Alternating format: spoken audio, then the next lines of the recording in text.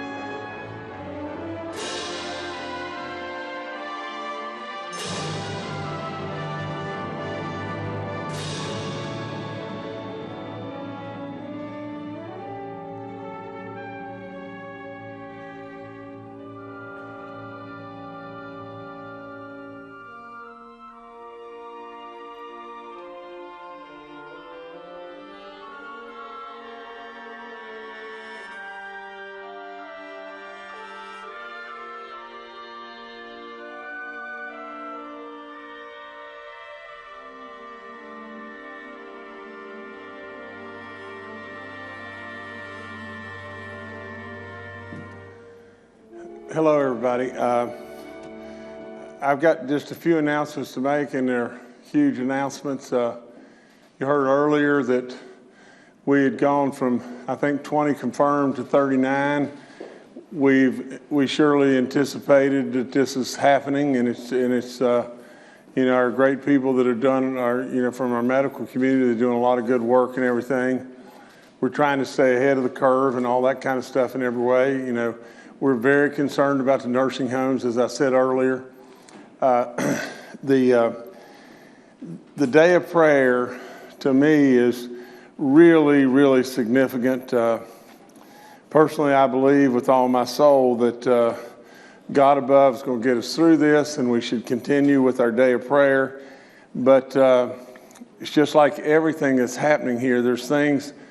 This is so fluid, and all the different decisions that have to be made, and so there's decisions that are impacting lots and lots and lots of people, and we need to give them answers. And so I have two really, I guess, announcements, and then I'm going to leave you to the medical people, because there's another thing that I'm really involved in right now from the standpoint of getting in touch with the White House, and there's issues as far as additional supplies and stuff like that I'm working on that I've got to go do.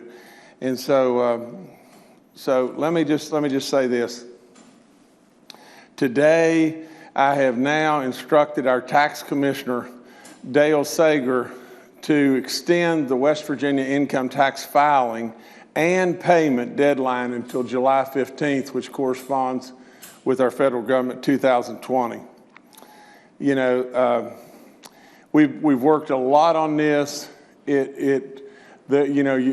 give Secretary Hardy and all of our tax people a lot of credit. All along, it's not that we've been pushing this or kicking it down the road. All along, we've been working it and trying to find any way and every way that we could fit this together and make it work.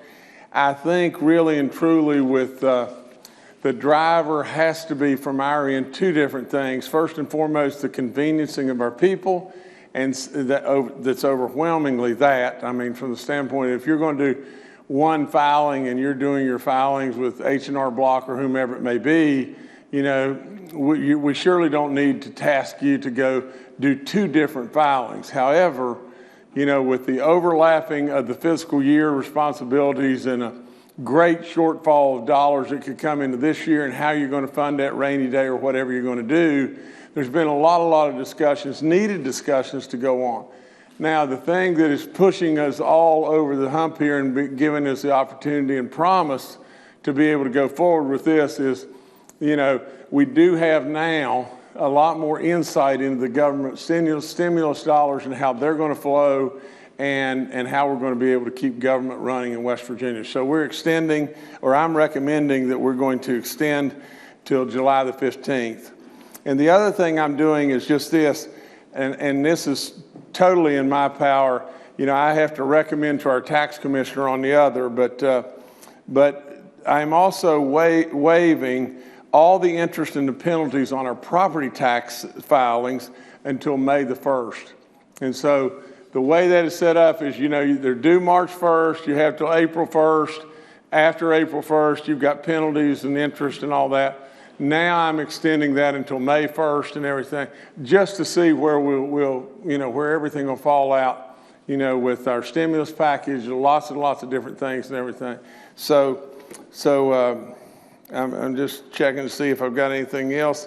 The only other thing is the state tax department will be posting all administrative notice and everything on our website tomorrow. So give them until tomorrow and to get everything up, and it'll instruct you properly as far as the property taxes and your income tax filing and everything. Everything will be on our website tomorrow. That's one. The second one is just this. I am very, very hopeful that our kids are going to be able to go back to school at some point in time. We're not there right now by any stretch of the imagination. We need to give our families, proper time to be able to make arrangements in every way. So I am instructing our superintendent today, Clayton Birch, to extend the statewide school closure till April the 20th. And so that's a week, that's a Monday week after Easter. And I think that probably encompasses and takes into consideration all the spring break stuff and all that is out there. And I'm very hopeful that on April the 20th we can go back to school, but we'll have to see, just like everything else we've done. So anyway, with all that being said, now I'm going to leave you. I'm going to leave you to the experts in the medical fields, and I'm going to go to work in another area right now. But anyway, I thank you so much, and keep saying many prayers. Today was a great day, and but we need those prayers for these people in the nursing homes. We need the prayers for our state in every way, shape, form, and fashion. Thank you so much.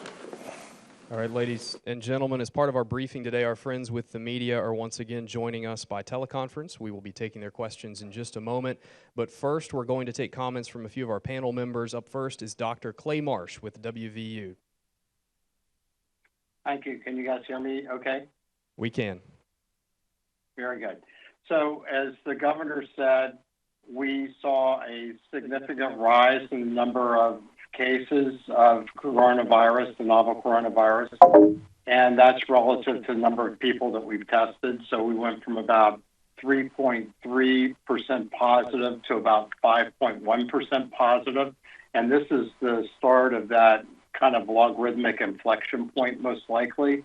And this is the time in which we would expect it. So there's nothing that is really surprising from this, but it does really support the steps that we've taken related to the stay-at-home order, the stay, socially distanced 6 feet or more, wash your hands, avoid your face, and try to stay in your house as much as possible.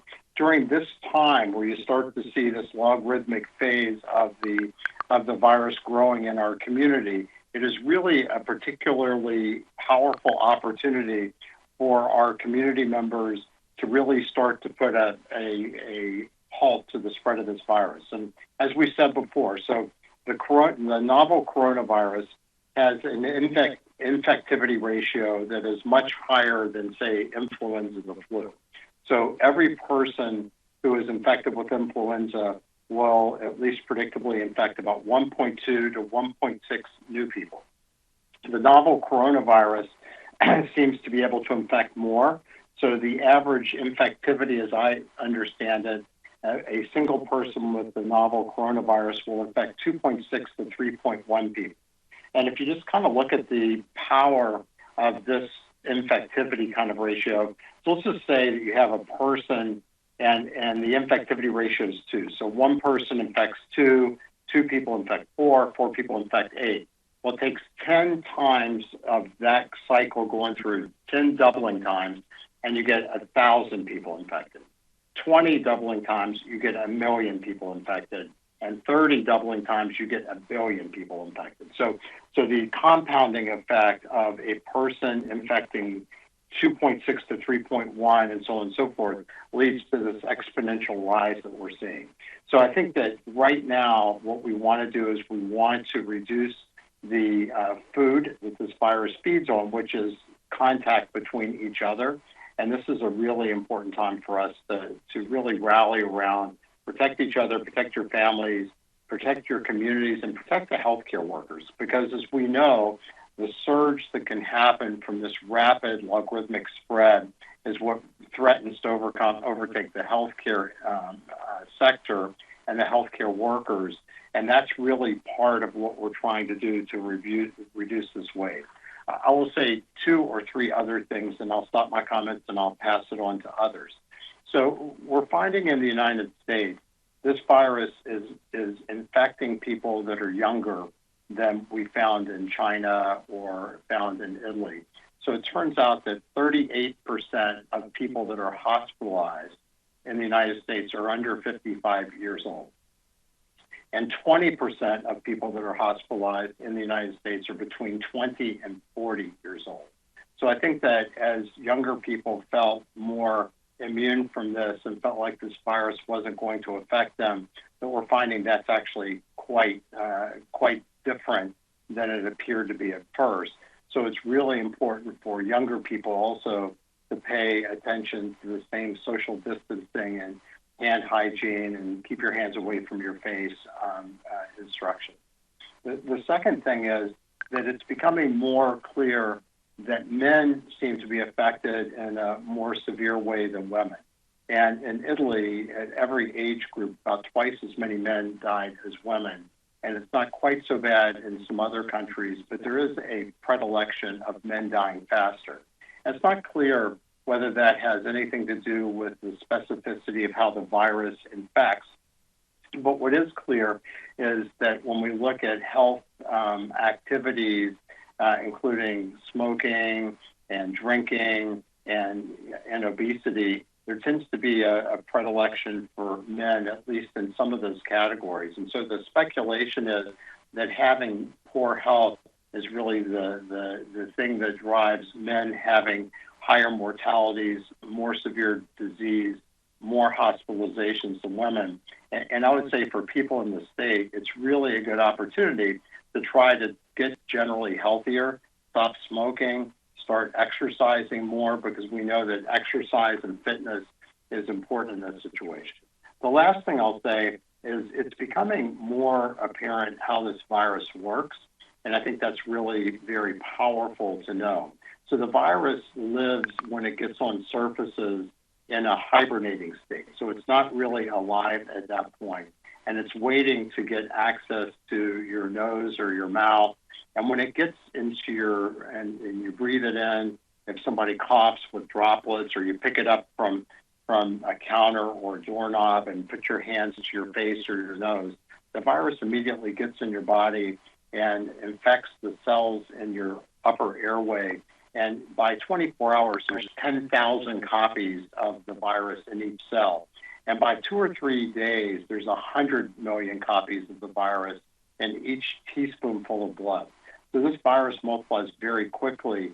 And from the data in China, we know that the virus is often highest in concentration early in its infectivity in people. And therefore, people can infect other people without ever knowing that they're infectious. And in fact, about 80% of people, at least in one survey in China, had either no symptoms or minimal symptoms. And there's an article in the New England Journal of Medicine that demonstrated that the highest viral titers in swabs from the upper airway nasopharynx were in day 1 and day 3. So I think it's really important also that people not kind of get convinced that they can't be infected by somebody because somebody didn't have a cough or a fever. And in fact, that's one of the secrets, I think, for this virus transmission. So with that, I will turn it over back to the panel. Thank you, Dr. Marsh. Up next, we have Secretary Bill Crouch with the West Virginia DHHR. Thank you. Clay mentioned that we had essentially a doubling of the numbers yesterday overnight from 20 to 39. We know we're going to see more cases. The more testing we do, the more cases we're going to see. We are going to try to focus on our healthcare workers out there here in the next week or so. We understand that they are doing a difficult job at a difficult time. We have physicians, we have nurses, certified nursing assistants, X-ray technicians, and a variety of other folks who are working hard to make people safe and to get people well. So we recognize the need for personal protection out there, for additional masks, for additional gowns, gloves, and we are literally scouring the world for those. General Hoyer's team has jumped on this, and we're looking very hard everywhere we can to try to purchase more and to bring more in. We do have shipments coming in of PPE, and we're getting those out as quickly as we can to facilities. We need more, and we're going to do our best to find more and get those shipped in quickly. So. Again, our healthcare workers, I just want to thank you. It's a tough situation right now.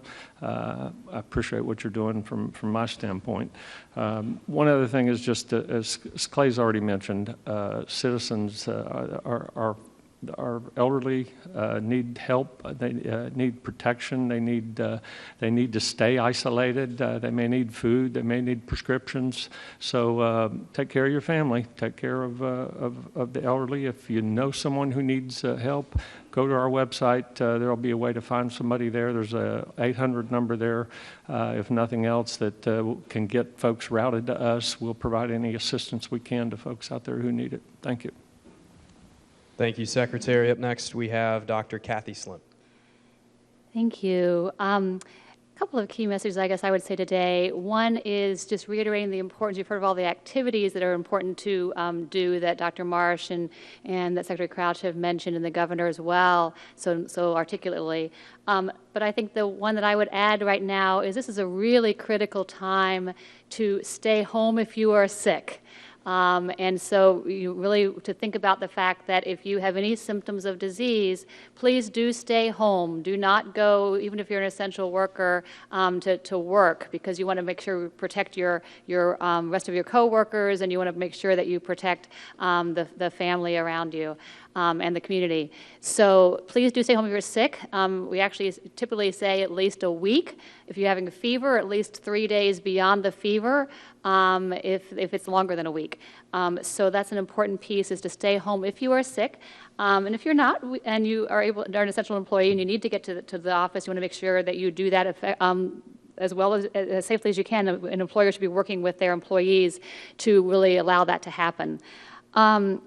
The second thing, I'm always just encouraged by how I see people supporting each other and delivering services in creative ways. So with a day of prayer, I heard about a church that is doing low-frequency broadcasts from the church, and everybody comes to the church in their car and listens to the service. There's other ones that people are just doing really creative other ways to support and connect with each other. So that's really important, and I think that's just a critical issue for the current time. The third one, the last one I would speak to is, especially in times of change like this, and you start to see a lot of things unfolding, it is naturally very anxiety-provoking, and it's stressful for everyone. And so as much as we can recognize that is normal, that we have ways to address that, that we can really do several things. One, we can get good information and communicate with each other. So whether that's the website or whether that is, we had a call with 5,000 folks from the AARP this morning. Getting information and getting your questions answered is really helpful. Also, I find taking a break sometimes. There are times when I have to turn the radio off because I need to hear about something other than coronavirus, or to step out of social media for a little bit.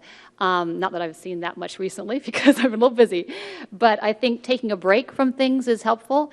And then before you come back into it, and then just enjoying those moments. I have to say the parts of my day that make me kind of rejuvenate is when I walk out in the morning and I hear the birds singing, and there's a moment that I can just say the world is normal, and there's that natural beauty of nature that can be very peaceful. And similarly, walking over today, the moment that hit me was seeing a parent and a child on the Capitol lawn kicking a ball back and forth. Those normal things that we can still do and want to do, that we need to make sure that we allow those to continue and to sustain all of us through this time. So thank you. Thank you, Dr. Slimp. Up next, we have Major General Hoyer with the West Virginia National Guard. Good afternoon. West Virginia National Guard continues to focus on the 4 lines of effort directed by the governor. Operationalize support to agencies to allow them to operationalize their capability, stabilize the population, logistics support, and information and data analytics. I'll highlight a couple of key areas of those items. Today in particular, support to Kanawha County Health Department, as well as support to the Monongalia County Health Department related to the specific increases that we're seeing in those 2 areas, to provide support and linkage with the State Epidemiology Office to address the contact tracing and other activities that need to be taken into account. Related to the logistics piece, yesterday 53,000 N95 masks, 50,000 surgical masks, 46,000 face shields, 21,000 gowns, 18,000 coveralls, and 2,800 pairs of gloves were distributed. I would like to explain just a little bit, as Secretary Crouch talked, we're starting to develop the numbers that we think that we may need over time. I think it's important for folks to understand with the national shortage and the worldwide shortage, what we're having to do is to develop different sources of suppliers, and then from that be able to build what we need to receive in a daily burn rate. So this is a much more complex logistics operation than might normally take place. We can't place an order for 2 million masks and then expect that they're going to come in at the same time. So we've got to do multiple sources, multiple supplies to be able to do that. So I hope from our healthcare personnel to others, they understand that we are working diligently to build that supply chain necessary to help support them, and we understand the significance of what this logistics piece means to everyone in that area. From a stabilization population, food banks that we were told may have been out of food yesterday has been validated by VOAD that they do have support that they need. The child nutrition program with the State Department and the county boards of education still continues to go well and is working for our students, and we'll continue to work to improve that. A couple of unique things that are occurring I think are important. The food bank, VOAD, National Guard working together are beginning to build supply system in that area. For example, 624 30-day food packs were prepared yesterday for seniors. So that cuts down on the movement of time. It allows seniors some stability as well as for families going forward. So some innovative things being done to help address that. I think it's important to also note that a couple of our food banks have already seen a 30% increase in the request for support going forward. So those are things we'll have to work in our supply chain as well. In addition to the other logistics support that went out, 30 of the systems, you'll hear me refer to them as PAPRs, P-A-P-R. Those are the self-contained systems that allow us to reduce the volume of other masks and things to be used. We'll go to, thanks to the support from the State Fire Marshal's office, we'll go to WVU Hospital today to address that particular pocket of what we have to deal with in the Monongalia County area. The last thing I would leave you with is something, again, innovative. Our CTE system within Department of Education and our community and technical colleges have prepared some sample masks that they're making with 3D printers. In addition to that, the National Guard owns a parachute shop that supplies parachutes for most of the East Coast of the United States military airborne force. We're using those assets to develop some prototype masks. Those are being analyzed over the next day or so. If they are determined to be effective, then we'll go into production with those, which will give us one more source of support for that PPE going forward. So a lot of things going forward today and a lot of movement in a number of areas. Thank you. Thank you, General Hoyer. Once again, we are holding today's briefing with media members joining us virtually to practice good social distancing. To ensure all outlets have an opportunity to ask questions, each outlet will be given the floor to ask one question on our first run-through. The order has been selected at random. Depending on time, follow-up questions may be permitted. Again, today's panel members are Dr. Clay Marsh with WVU, Secretary Bill Crouch from West Virginia DHHR, Dr. Kathy Slimp, State Health Officer, and Major General Hoyer with the National Guard. To media members, when we call on you, please remember to unmute the microphone on your end before asking your question. Please confirm your name and affiliation. Today, some media members will be asking their questions through video chat. Today's first questioner is Glennis Board with West Virginia Public Broadcasting. Hey, can you hear me? We can. Great, thanks for this opportunity. I've got a couple of different questions, but I'll stick with this question about childcare. There's some conflicting reports about essential services, and I'm wondering if you can address that during businesses like essential requirement things. That's something that anybody on the panel can I couldn't hear the question. I couldn't understand the question.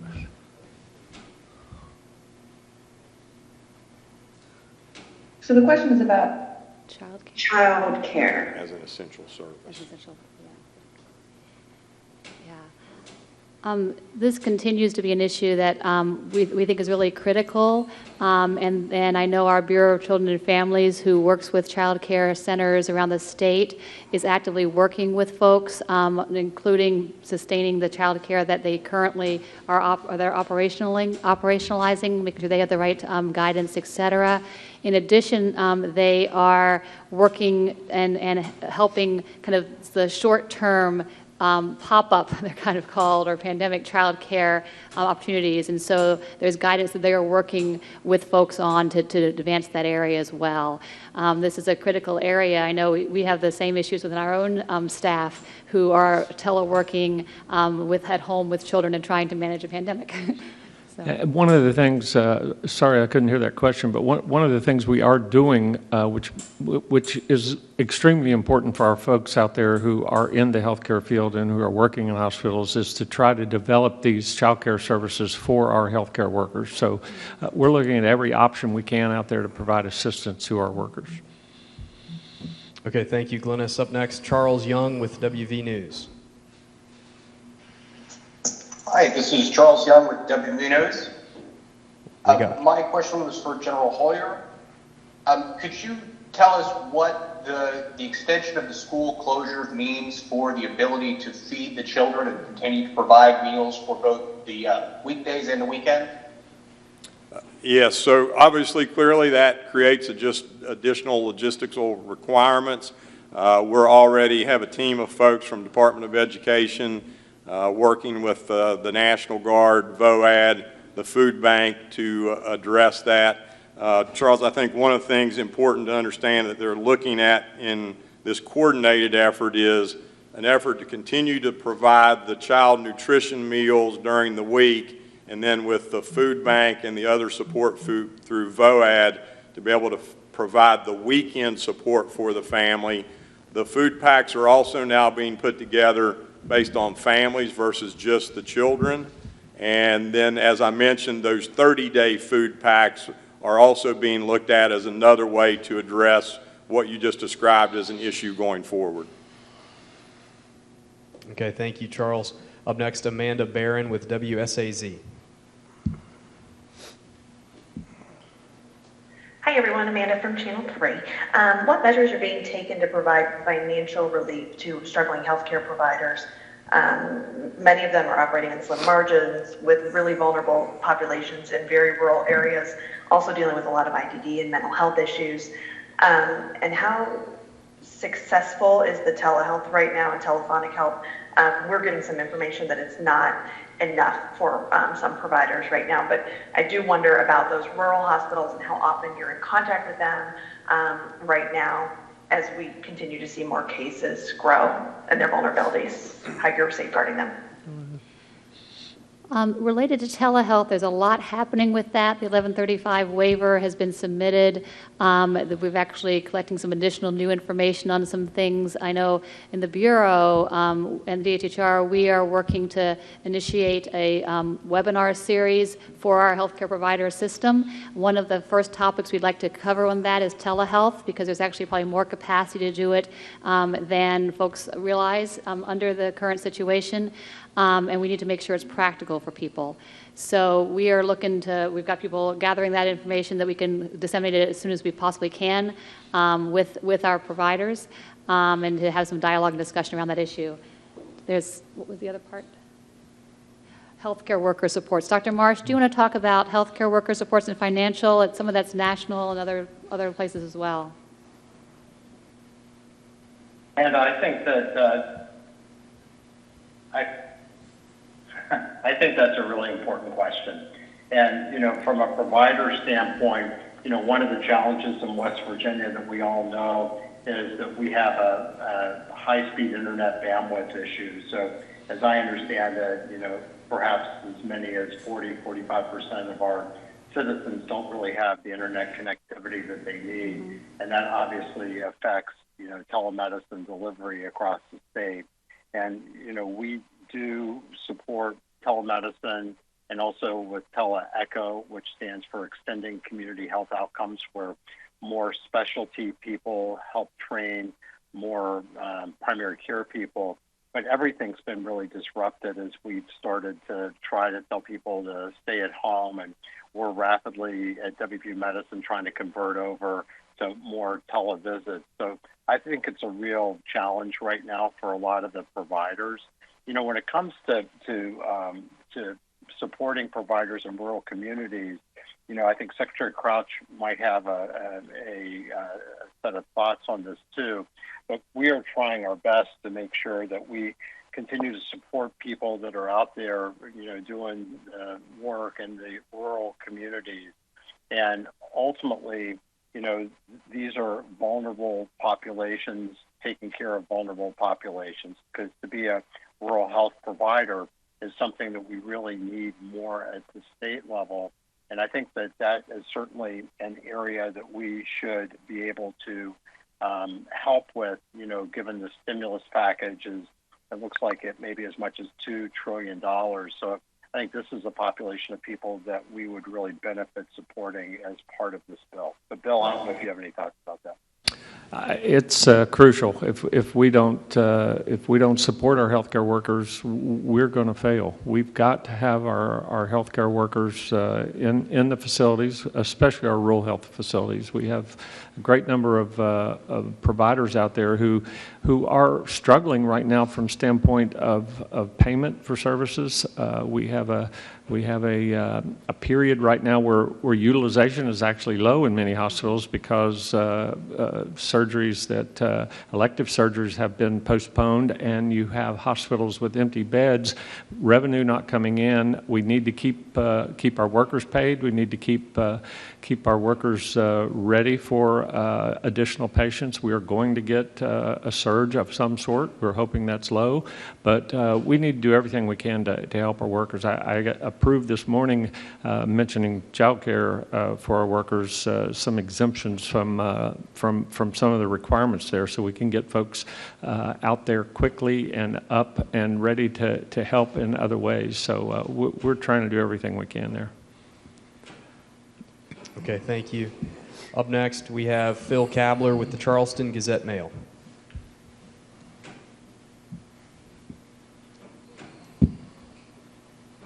Phil, you may need to unmute. There we go.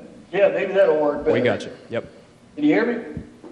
I've had a couple of requests for a more detailed dashboard at the DHHR. People pointed out other states have much better coronavirus dashboards, much more detail, county by county. And has there been any thoughts? I know that everyone's plate is full at this point, but any thoughts to upgrading the dashboard as it currently exists? Yes, we are working on that. We've got quite a few different folks helping us put something together. I will tell you, while we're putting that together, and I would hope to have that by the first of the week or so, but not sure of a definite date yet. But beginning Friday, we're going to have a little bit more information available in terms of our positive cases. We're going to try to have that available from around the state in terms of those counties that are posting those positives. So we will compile those, try to have those available and updated 3 times a day. The official report that DHHR does, that Kathy Shop does, are those cases that are confirmed. Clearly, counties have the right, county health departments have the right to publish those and announce those positives. So there's a little lag in terms of what comes from the counties and what comes to the state in terms of the Public Health Bureau. Kathy can talk about that a little bit more, but we're going to try to provide more information, including a change to a dashboard that's a little more useful for you. I can speak a bit to the numbers. And we collect information on cases of infectious disease and other diseases every day. we just are not living them in the media all the time. So what happens is this, like other diseases, is reportable from the facility or the laboratory diagnosing the disease to the local health department. The local health department gathers information. It then submits it to the state. So we have a good, solid database of information about what we're seeing that we can then use for prevention and other efforts. And then we purport aggregate that data to the federal government so that they can track what's happening in terms of cases around the country. So that's where you're hearing the numbers coming in on the national media. So with these systems, there's always a little bit of a lag time. So it's a day or two before it will catch up at the next level. And you'll see the same when you go to the federal numbers at CDC. It will say if that numbers at the state may be a little bit higher, a little different than the federal numbers. And it's just a natural part of the reporting system. We want to make sure as a nation that we have good, solid data. And so that data takes time when you're doing this many cases happening this fast. The important point is that people have that information at the local level where they need to do that response immediately. And then we support them in doing that, and at the same time we collect that information so that we can look at what's happening across the state, understand how it's spreading out across the state, and how the demographics of our information occur, and then we pass that information on so we can learn more as a nation with that. The dashboard, we are definitely looking at, now that we have more cases, we're looking at how we can display it by county more in a different way, and I think that just will evolve as we now have information. Thanks, Phil. Up next, Aaron Beck, the Register Herald. Aaron Beck, Register Herald. Can you hear me? Yes, we have you. Okay. So you all were talking about how you were desperately seeking personal protective gear, like things like masks and gowns and gloves earlier. I'm wondering about the current situation. I know that you're anticipating an influx of patients, but I also would like to know about the current situation at West Virginia hospitals. Are there, and I'm particularly interested in 3 groups of people. That would be people showing symptoms of COVID that have not been tested, people that showed symptoms of COVID and have been tested, and people that have been diagnosed with COVID. So three categories there. Are there healthcare workers in West Virginia and West Virginia hospitals that are having to work around any of those 3 groups without protective gear? And I would like a yes or no for all 3. Let me speak to that a little broadly. We clearly know that we aren't going to have the testing that we would like to have ideally, and that's here and nationally. So we will need to manage this situation without that. Now, that's also true in other diseases that we have as well. So flu, we do not test every case of flu. You manage those clinically. So not everyone needs to be tested for coronavirus. If you have mild disease and you are at home, if you have mild disease and you are doing well, you stay at home and you take care of yourself there. You actually don't want to introduce that into a healthcare system or to put others at risk with that. If you need more care, you go to the hospital or to your doctor's office. You call your doctor's office and you work with that. And then if you need to be hospitalized, you are hospitalized. So the question of testing is that we are actually trying to prioritize things such as healthcare workers that have symptoms so that we can make sure that we support them in managing their disease, and so we support them in being able to get healthy again and come back to the healthcare system appropriately. So it's critical, though, so that's one priority group. There's many other priority groups for the testing. PPE is critical. There is not adequate supplies currently. We hear that from lots of folks that are running low. But this is what we actually are starting to have a flow. So we're doing everything we can. We've sent that 50,000 masks and several other things out yesterday. It's going to come in chunks as we get more and more in. Folks are doing a great job conserving what they have. And working together. And so I think this is a challenge. and we have got to get more there. And so I think this is a clear mission that we hear loudly from folks. We passionately believe it as well, and we need to together work to make it happen. This is Clay. I just want to chime in just for a second. So I think that every healthcare system has very clear guidelines about healthcare workers who are sick. So if you're sick, you go home. And if you are sick and you go home, and the concern is that you have the symptoms of the coronavirus, then in general we will try to test you because we are worried about you, of course, but we're also worried about the people you may come into contact with. So people that are sick should not be working without personal protective equipment. They shouldn't be working. We have clear guidelines from CDC and from the DHHR, including Dr. Slep, where we basically know about how long we quarantine people and who we test and who we don't. We certainly want to test healthcare workers who are ill because we want to make sure that if they do come back to work, that they're able to do that they don't, have any, aren't the source of infection for other people. So as far as I know, healthcare workers that are sick are not working. People that are sick in higher risk settings, we will try to get tested, and we are trying to get more personal protective equipment, but we certainly have sufficient personal protective equipment today to be able to navigate those kind of interactions.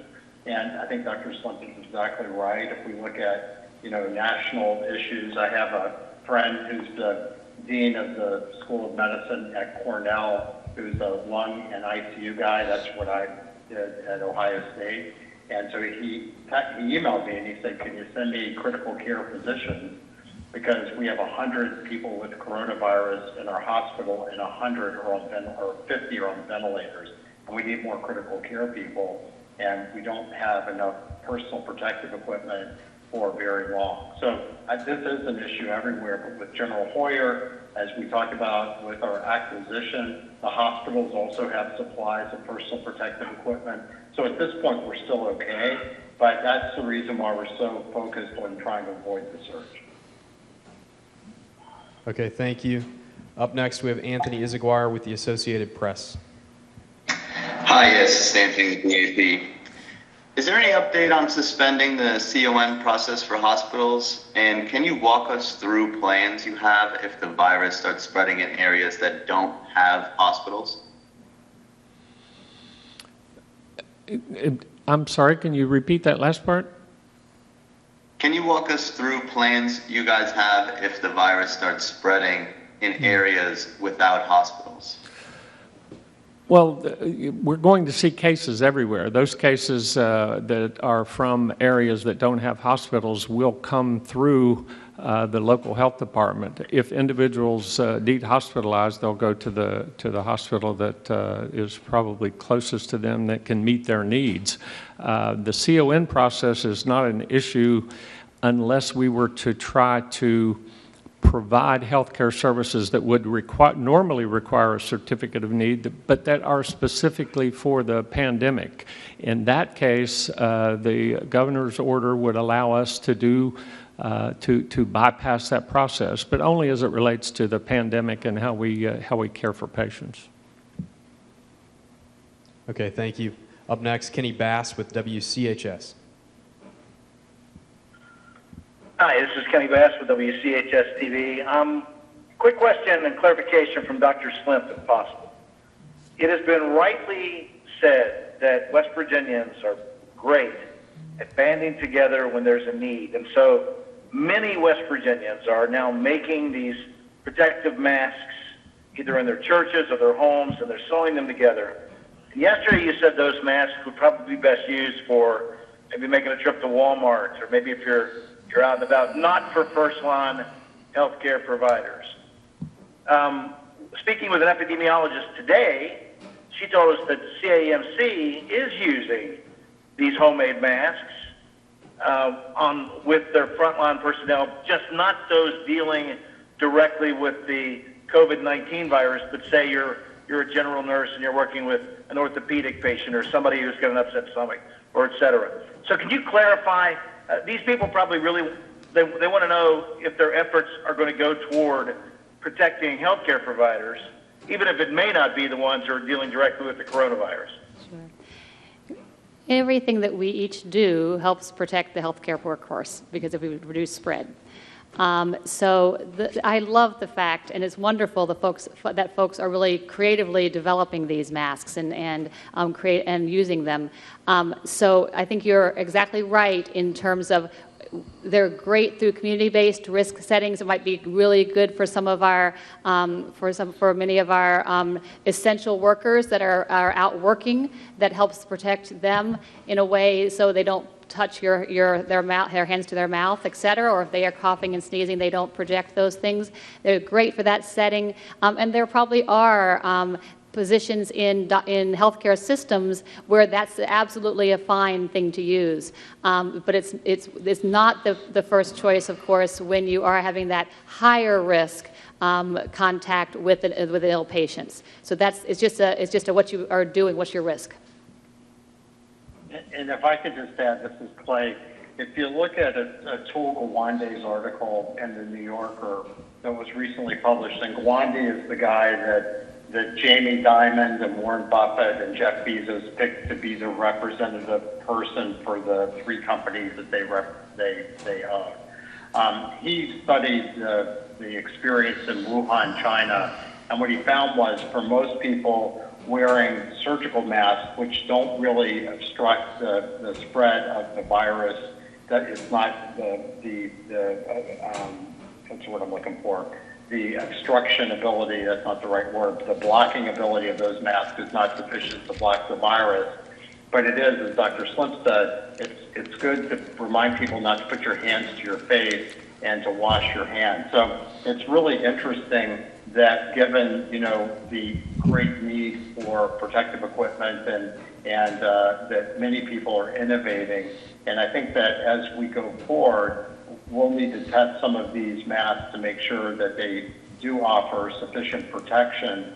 But as Dr. Slim said, it's really terrific that people are very much committed to working with the healthcare workers in West Virginia. And General Hoyer has a team that may have materials that could be put together that may work like a obstructive N95 mask, the ones that you want to wear if you do have aerosolization of the secretions in somebody with COVID. So I think we're learning a lot, and we're looking at alternatives all the time. Okay, thank you. Up next, Stephen Allen Adams with Ogden. Yes, Stephen Allen Adams with Ogden Newspapers. President Trump and Governor Jim Justice have both now talked about this anti-malarial drug, chloroquine or hydroxychloroquine. And I know the University of Minnesota is doing their clinical trial on it right now, but I was wanting to hear from the health experts about whether it was too soon to be talking about this as a possible, obviously not a cure, but a treatment of sorts for some of the symptoms of COVID. Is it too soon to be kind of touting that or talking about that? What is your thoughts on that? Thank you. Yeah, I think it's. This is Clay. I'm sorry. You go ahead. Thanks. This is an interesting drug. So the way that hydroxychloroquine works, it's a malaria drug. My understanding is it aids the killing of cells that ingest, inside the cell, foreign infecting agents, and malaria is one, and that's a way that the novel coronavirus goes as well. So the idea would be that if the cell engulfs it and surrounds it, it may add to the killing ability for this novel coronavirus. In a small study in France, the combination, either the hydroxychloroquine alone or in combination with a medicine that we often take for colds, azithromycin, Z-Pak, seemed to have an impact in helping people and perhaps reducing some of the viral replication, although that was that was less clear in the study. It was very, very small. But I think that the CDC gives guidance and that there's really two treatments that you could try, but they're not approved. One is an antiviral agent called like remdesivir or something like that was made for RNA viruses, which the novel COVID virus is. And that is right now only available for clinical trials and can be asked. They're looking at potentially giving it for compassionate release, and the hydroxychloroquine plus or minus azithromycin. So I think most people, including my friends in the critical care community, if somebody got sick enough to go to the ICU, they would use hydroxychloroquine, and they would use azithromycin with it if they had that available, but hydroxychloroquine they would use. Whether or not that works, there are clinical trials that are ongoing to give us more stronger data in a way that you compare it to nothing so that you actually see if there's a real impact. But people are using it frequently. What's notable and important is some people are trying to sequester hydroxychloroquine to take preventatively or to use themselves.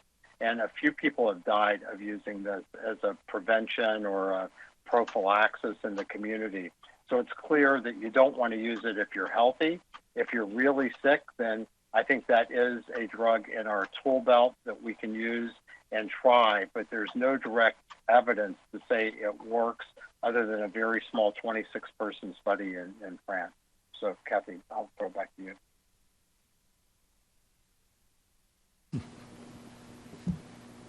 Okay, thank you. Up next, David Beard with the Dominion Post. Hi, this is a question for DHHR. My editors received a correspondence from someone who says they are a DHHR social service worker, and because of the PPE shortage, they're being required to go into homes without any masks or such. We were wondering if that's correct, and should they be concerned if they are doing that? I'm not aware of that, if anyone else is. We actually sent them some yesterday. That's part of the distribution we've made. Just like other folks that are essential workers in communities, I think that's like the mask we've just spoken about. Those could be really helpful. Thank you. Thank you. Up next, Taylor Stuck with the Herald-Dispatch. Hi, it's Taylor with the Herald-Dispatch. Dr. Slump, yesterday you talked a lot about what to do if you have symptoms and making sure that you stay home and call your doctor.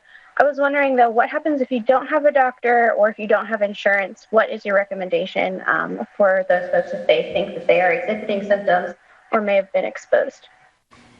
Yeah, there are folks that don't have physicians in our state, absolutely, and I think that's really critical that people have access to care. We've done a lot of work in that over those last several years as we expanded Medicaid, but it hasn't captured everyone.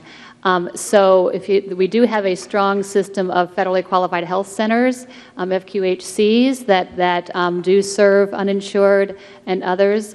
So I think working with and through them to identify a care system if you need someone. Local health departments can sometimes refer you to a location in their community.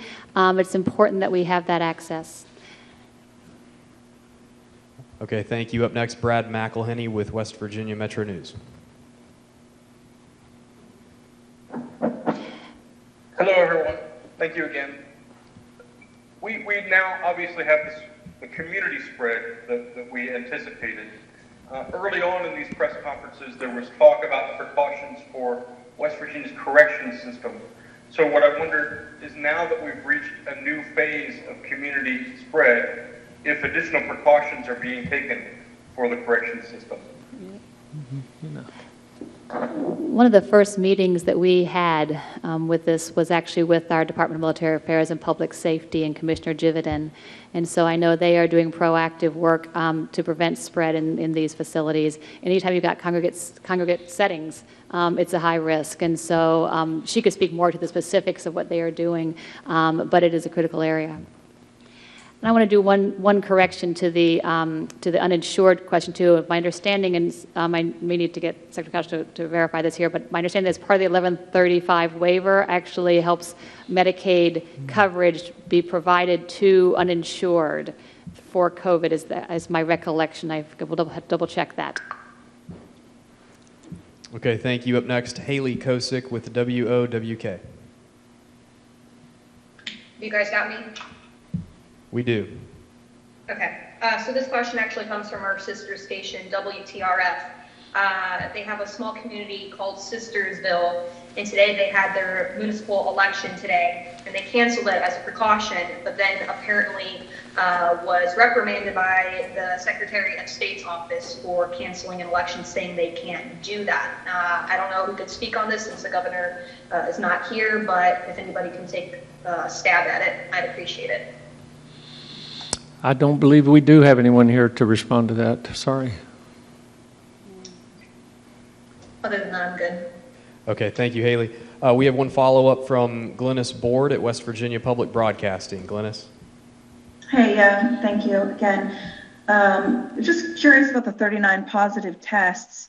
How many of those had severe symptoms and had to be hospitalized? And we're wondering if they had pre-existing conditions. I don't have the breakdown on top of my head. The bulk, especially of our initial cases, were all outpatient. So I think the bulk have been outpatient, and many of these are getting found as we are doing contact investigation and tracing. So some of those are outpatient, some of those end up being inpatient. So I don't have that breakdown, but we can look at that more fully. Thank you. Okay, thank you. Another follow-up from Kenny Bass with WCHS.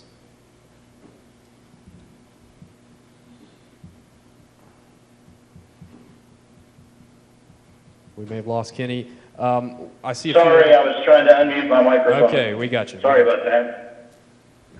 It was about the website and some. You've already covered some of what I was curious about, but is there no way to take when these counties and make these announcements to put maybe more people on the website itself to make these updates? Because while I fully understand the hurdles and the problems that you're facing, and they are certainly reasonable, it is causing great confusion when the numbers don't match up. Because people, whether rightly or wrongly, they're paying very close attention to the numbers.